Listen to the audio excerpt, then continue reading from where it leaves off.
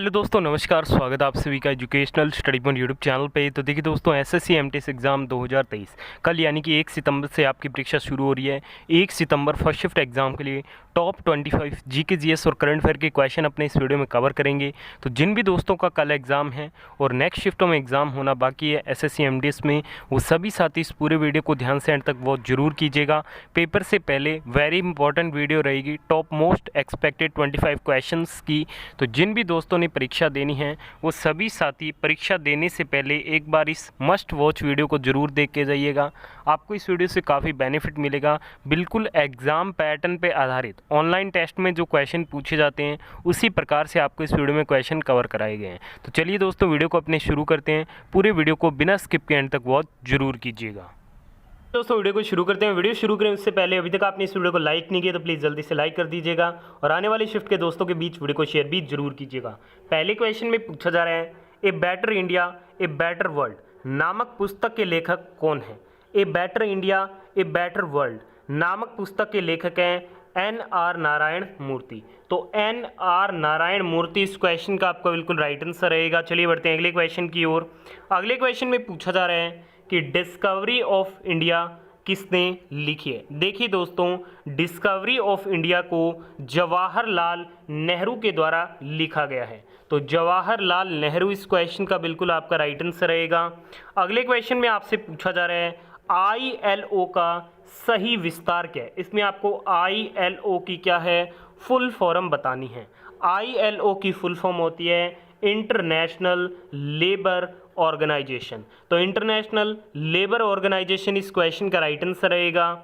अगले क्वेश्चन में आपसे पूछा जा रहा है कि क्रिकेट में बल्ले की अधिकतम लंबाई कितनी होती है? तो ये होती है 38 इंच और ब्लेड की जो चौड़ाई होती है वो 4.25 इंच होती है। चलिए बढ़ते हैं नेक्स्ट क्वेश्चन की ओर। अगले क्वेश्चन में पूछा जा रहा है बीटा किरणें किस प्रकार का आवेश वहन करता है? देखिए, जो बीटा किरणें होती है ये ऋणात्मक आवेश को क्या है वहन करती है। तो ऋणात्मक यानी कि नेगेटिव इस क्वेश्चन का आपका बिल्कुल राइट आंसर रहेगा। अगले क्वेश्चन में आपसे पूछा जा रहा है नाभिकीय ऊर्जा प्रदान करने के लिए किस तत्व का प्रयोग किया जाता है? तो नाभिकीय ऊर्जा प्रदान करने के लिए यूरेनियम का प्रयोग किया जाता है। तो यूरेनियम इस क्वेश्चन का आपका बिल्कुल करेक्ट आंसर रहेगा। नेक्स्ट क्वेश्चन में पूछा जा रहा है वायुमंडल में सर्वाधिक मात्रा में पाई जाने वाली अक्रिय गैस कौन सी है? वायुमंडल में सर्वाधिक मात्रा में पाई जाने वाली अक्रिय गैस है नाइट्रोजन, जिसका प्रतिशत है 78.08%। ऑक्सीजन पाई जाती है 20.95% में। अगले क्वेश्चन में पूछा जा रहा है शरीर में हीमोग्लोबिन का कार्य क्या है?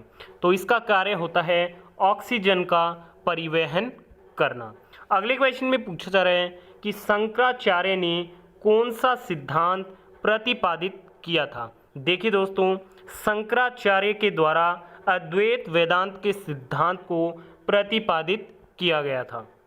नेक्स्ट क्वेश्चन में पूछा जा रहा है किसके शासनकाल में राजकीय धर्म इस्लाम समाप्त किया गया था? तो राजकीय धर्म इस्लाम को समाप्त किया गया था अकबर के शासनकाल में। तो अकबर इस क्वेश्चन का आपका बिल्कुल करेक्ट आंसर रहेगा। अगले क्वेश्चन में पूछा जा रहा है लीला सैमसन का संबंध किस शास्त्रीय नृत्य शैली से है? बात करते हैं लीला सैमसन की, तो इनका संबंध है भरतनाट्यम शास्त्रीय नृत्य शैली से। तो भरतनाट्यम इस क्वेश्चन का बिल्कुल राइट आंसर रहेगा।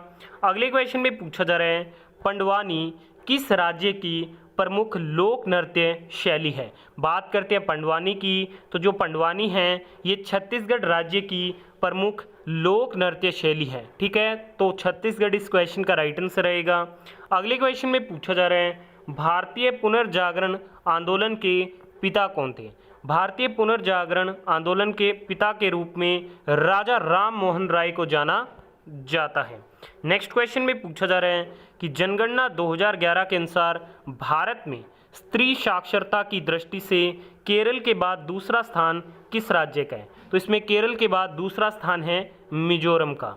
अगले क्वेश्चन में पूछा जा रहा है कि जोग जलप्रपात किस राज्य में स्थित है? जोग जलप्रपात कर्नाटक में स्थित है। और कौन सी नदी पे है, तो ये शरावती नदी पे स्थित है। अगले क्वेश्चन में पूछा जा रहा है बॉक्साइट से एल्यूमिनियम धातु का निष्कर्षण किसके द्वारा किया जाता है, तो ये विद्युत अपघटन के द्वारा किया जाता है। तो विद्युत अपघटन इस क्वेश्चन का आपका बिल्कुल राइट आंसर रहेगा। अगले क्वेश्चन में आपसे पूछा जा रहा है कि गंगा और ब्रह्मपुत्र नदियों का उद्गम स्थान क्रमशः कहाँ स्थित है, तो उत्तराखंड तथा तिब्बत। गंगा नदी उत्तराखंड के देवप्रयाग से अलकनंदा और भागीरथी नदियों के संगम पर निकलती है। ब्रह्मपुत्र नदी तिब्बत के बुरांग काउंटी में अंगसी ग्लेशियर से निकलती है। ठीक है, नेक्स्ट क्वेश्चन में आपसे पूछा जा रहा है वायुमंडल के किस भाग में जल वाष्पी कुल मात्रा का 90% भाग विद्यमान रहता है, तो ये रहता है आपके शोभ मंडल में। तो शोभ मंडल इस क्वेश्चन का बिल्कुल करेक्ट आंसर रहेगा। अगले क्वेश्चन में पूछा जा रहा है कि संविधान के किस भाग में नीति निर्देशक तत्वों का उल्लेख किया गया है, तो भारतीय संविधान के भाग 4 में नीति निर्देशक तत्वों का उल्लेख किया गया है। भाग 4 भारतीय संविधान के अनुच्छेद 36 से 51 तक राज्य के नीति निर्देशक तत्व क्या इसमें शामिल किए गए हैं। नेक्स्ट क्वेश्चन में पूछा जा रहा है मोहम्मद गौरी ने 1175 ईस्वी में भारत पर पहला आक्रमण किस राज्य के खिलाफ किया था, तो ये किया था मुल्तान के खिलाफ। ठीक है, तो मुल्तान इस क्वेश्चन का आपका बिल्कुल राइट आंसर रहेगा। अगले क्वेश्चन में पूछा जा रहा है कि तैमूर के आक्रमण के बाद भारत में किस वंश का राज्य स्थापित हुआ था, तो तैमूर के आक्रमण के बाद भारत में सैयद वंश का राज्य स्थापित हुआ था। तो सैयद वंश इस क्वेश्चन का बिल्कुल राइट आंसर रहेगा। अगले क्वेश्चन में पूछा जा रहा है कि बारदोली सत्याग्रह 1928 का नेतृत्व किसने किया था। बारदोली सत्याग्रह 1928 का जो नेतृत्व है वो वल्लभ भाई पटेल जी के द्वारा किया गया था। तो वल्लभ भाई पटेल इस क्वेश्चन का आपका बिल्कुल राइट आंसर रहेगा। अगले क्वेश्चन में पूछा जा रहा है संविधान के किस अनुच्छेद के अंतर्गत राष्ट्रपति द्वारा भारत के महान्यायवादी की नियुक्ति की जाती है, तो भारतीय संविधान के अनुच्छेद 76 के अंतर्गत राष्ट्रपति के द्वारा भारत के महान्यायवादी की नियुक्ति की जाती है। ठीक है, नेक्स्ट क्वेश्चन में पूछा जा रहा है गुजरात की सीमा किस पड़ोसी देश के साथ लगती है। गुजरात की जो सीमा है वो पड़ोसी देश पाकिस्तान के साथ लगती है, तो पाकिस्तान इस क्वेश्चन का राइट आंसर रहेगा। अगले क्वेश्चन में पूछा जा रहा है कि जगन्नाथ मंदिर किस भारतीय राज्य में स्थित है। जगन्नाथ जी का जो मंदिर है वो ओडिशा में है, तो ओडिशा इस क्वेश्चन का आपका बिल्कुल राइट आंसर रहेगा। इस वीडियो में हमने टॉप 25 क्वेश्चन कवर कर लिए हैं। आपने इस वीडियो को यहाँ तक देखा, बहुत बहुत धन्यवाद। वीडियो पसंद आई है तो प्लीज़ वीडियो को लाइक शेयर और चैनल को सब्सक्राइब जरूर कीजिएगा। धन्यवाद।